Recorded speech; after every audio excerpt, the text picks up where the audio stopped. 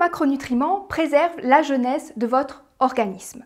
Faut-il manger une majorité de protéines, ou alors une majorité de lipides, ou encore une majorité de glucides pour vivre vieux et en bonne santé? Aujourd'hui, nous avons la réponse grâce au docteur Samantha Solon-Biet.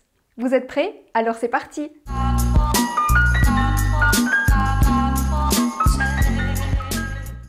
Auparavant, des recherches sur le vieillissement avaient suggéré qu'il fallait manger moins de calories pour vivre vieux et en bonne santé. Donc manger moins pour vivre vieux. On pensait que les peuples qui devenaient centenaires et qui restaient en forme durant leur retraite mangeaient peu, ce qui aurait mieux préservé leur organisme. Une scientifique de l'université de Sydney, le docteur Samantha Solon-Biet, a décidé de remettre en question cette hypothèse. Elle a donc émis elle-même une nouvelle hypothèse.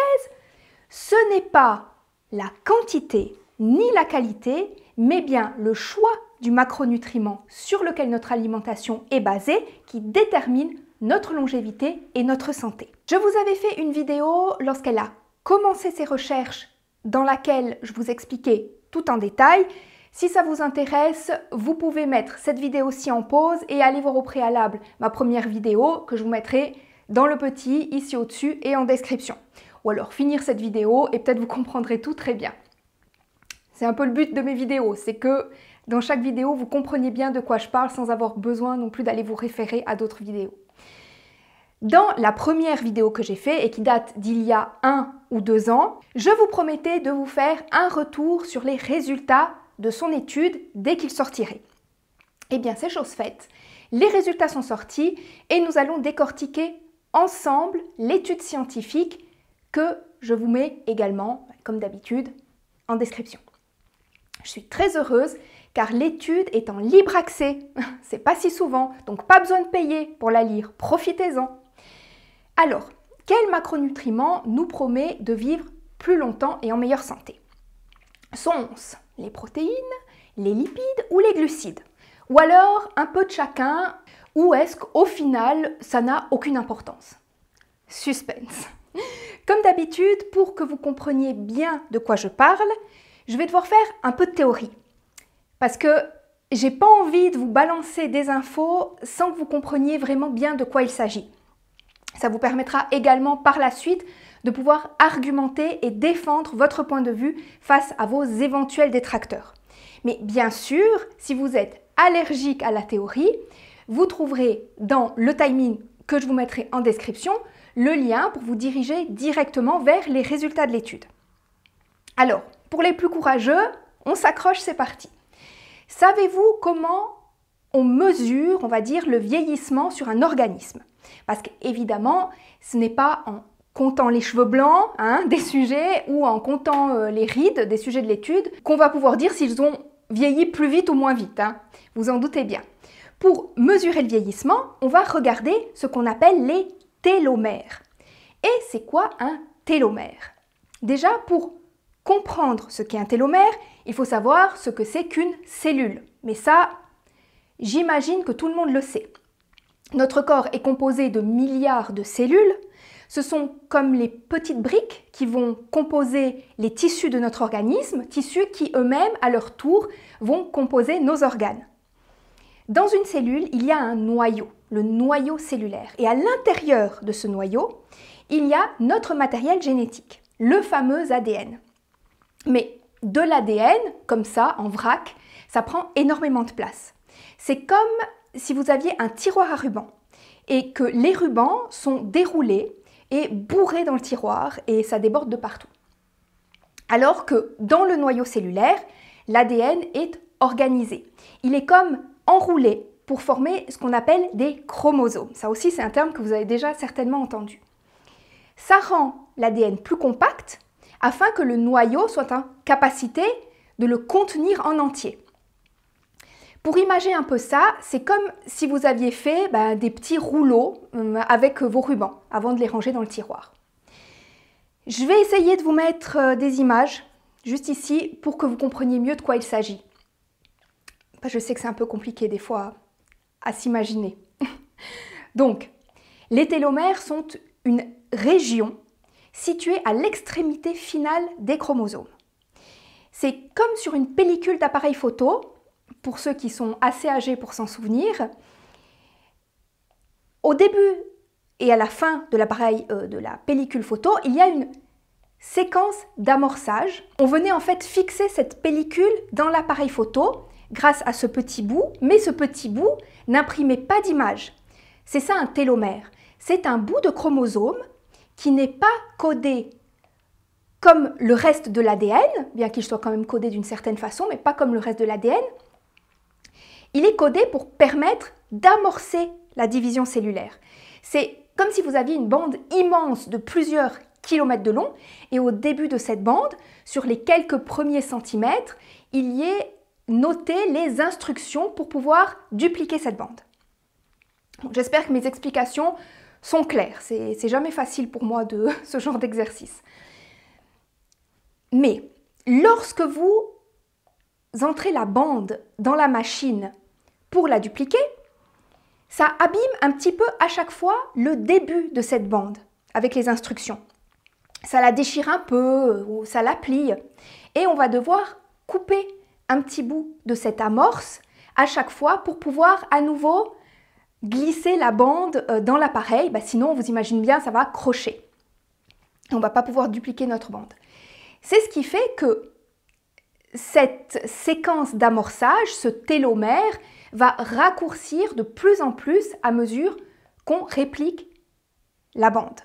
Alors, c'est très imagé, hein.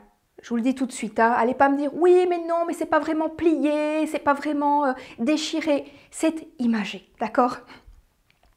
En clair, les télomères sont une région située à l'extrémité finale des chromosomes qui se raccourcissent en longueur tout au long du processus de division cellulaire. En conséquence, les télomères jouent un rôle essentiel dans le processus de vieillissement et ils sont donc largement considérés comme un marqueur de la biologie du vieillissement. Voilà le petit résumé. Bon, j'ai essayé de faire au mieux, hein. La génétique, c'est pas tout simple, même pour moi, je vous rassure, hein, c'est un domaine très complexe. Donc, si vous avez déjà compris ça, vous êtes déjà bien mieux informé que la plupart des gens.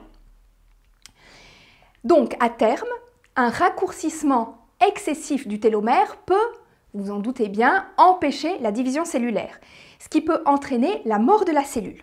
Bref, ce qu'il faut retenir, c'est qu'une longueur de télomère plus courte est fortement associée à un risque accru de problèmes cardiovasculaires, de maladies oculaires, de cancer, mais finalement de manière générale de mortalité, toutes causes confondues. Plus nos télomères sont courts et plus on est vieux. Et donc une personne de 40 ans peut être plus vieille physiologiquement qu'une personne de 50 ans. L'âge ne veut rien dire à ce moment-là, voyez? La nutrition humaine pourrait donc jouer un rôle essentiel dans le processus de vieillissement, hein, sinon je ne vous en parlerai pas ici. Et là, on entre dans le vif du sujet. On va s'intéresser aux résultats de l'étude. Si vous voulez connaître les paramètres de l'étude, je vous laisse aller consulter l'étude. Hein. Comme je vous l'ai dit, je vous la mettrai en description. Mais en gros, c'est une étude transversale qui a été menée sur 4130 adultes américains. Il y a eu un ajustement, évidemment, comme à chaque fois, en fonction de l'âge, du sexe, de l'activité physique, de l'IMC, de la qualité de l'alimentation, hein, forcément, etc., etc. Bien entendu, il faudrait que cette étude soit répliquée. La réplication étant un caractère essentiel de la démarche scientifique. Mais il a bien fallu qu'une première chercheuse se lance pour permettre à ses confrères, à ses collègues de prendre la suite. Et de toute façon, les résultats qu'elle avait obtenus auparavant avec d'autres études l'avaient déjà mis sur la voie. C'est pour ça qu'elle a fait cette étude sur l'être humain, pour confirmer des résultats qui allaient déjà dans ce sens. D'ailleurs, j'en profite pour vous encourager à aller sur son site internet pour vous instruire avec les nombreuses études qu'elle a faites jusqu'à présent. Je vous mettrai le lien en description. Bon. Tout ça pour vous dire que vous trouverez toujours des gens qui vont prétendre que oui, mais c'est pas une méta-analyse, oui, mais ceci, oui, mais cela. Des gens de mauvaise foi, il y en aura toujours et partout. On ne peut rien y faire, on ne peut rien faire d'autre que les laisser causer, les laisser dans leur dissonance cognitive et attendre les prochaines études. Mais vous verrez, même avec les prochaines études, ces gens, même des méta-analyses, ce n'est pas une preuve pour eux, tant leur dissonance cognitive est grande. Bref, c'est pour ça que je vous dis souvent qu'essayer de convaincre les gens, c'est bien beau, mais on ne pourra pas faire boire un âne qui n'a pas soif. Et de toute façon, on ne peut pas sauver tout le monde. Qu'ils fassent bien ce que bon leur semble, tant qu'ils nous fichent la paix. C'est leur problème, c'est leur santé après tout. Donc, la doctoresse Solon-Biet est partie du postulat que les glucides ralentissent notre vieillissement et nous permettent de rester en bonne santé. Auparavant, ses propres recherches suggéraient déjà qu'une alimentation riche en glucides et pauvre en protéines serait la clé d'une vie longue et saine. À l'époque, j'avais été moi-même très heureuse de constater qu'une scientifique s'intéresse aux bienfaits de l'alimentation HCLF, riche en glucides, pauvre en lipides et en protéines. On savait déjà que le HCLF permettait de perdre du poids, de rester mince et en bonne santé, mieux que n'importe quel autre régime alimentaire, mais aujourd'hui, nous sommes sur le point de prouver qu'il est également idéal pour vivre vieux et en bonne santé. Vous me demandez souvent des études scientifiques sur les bénéfices de l'alimentation végétale riche en glucides. Bah voilà, c'est chose faite, hein. Voilà les résultats. Roulement de tambour. Les régimes pauvres en protéines, comprenant 5 à 10% de protéines, riches en glucides, avec environ 75% de glucides, et pauvres en graisse, soit 15 à 20% de graisse, c'est donc ce qu'on pourrait appeler un régime HCLF. Hein. Eh bien, ces régimes sont associés à la plus longue LTL, la longueur la plus importante des télomères. Et cette longueur correspond à 7,7 années de vieillissement biologique plus lent. Ça ralentit notre vieillissement de 7,7 ans. Par contre, les régimes alimentaires les plus riches en graisse, ici ils ont pris l'exemple d'un régime à 55% de matière grasse, ce qui pourrait correspondre à un régime cétogène carnivore. Hein. Si on considère qu'en cétogène, il ne faudrait pas dépasser 10% de glucides, si mes souvenirs sont bons, corrigez-moi si je me trompe, hein, n'hésitez pas. Ça donnerait donc 10% de glucides, 55% de gras et 35% de protéines. Ça se tient parfaitement pour du cétogène, hein, si mes calculs sont bons.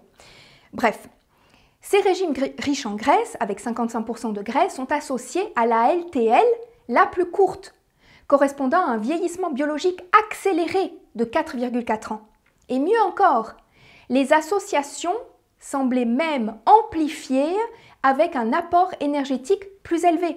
On pourrait donc en conclure que plus on mange de graisse, et pire c'est.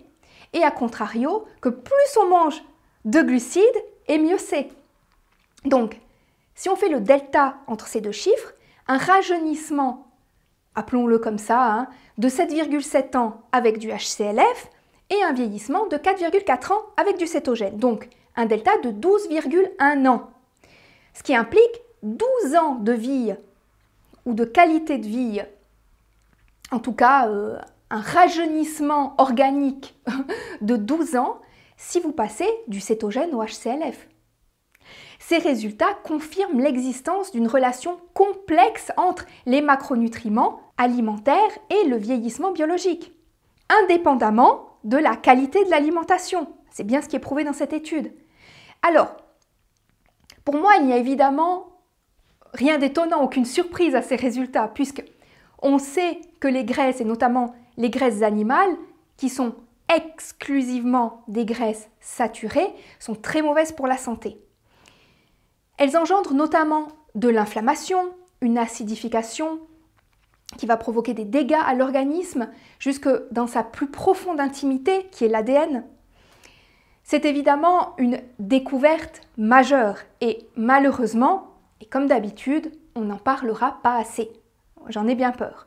Donc, si vous voulez promouvoir la santé, partagez en masse cette vidéo. Il faut vraiment que le monde occidental prenne conscience qu'il va droit dans le mur, que s'il va de plus en plus mal, ce n'est pas un hasard.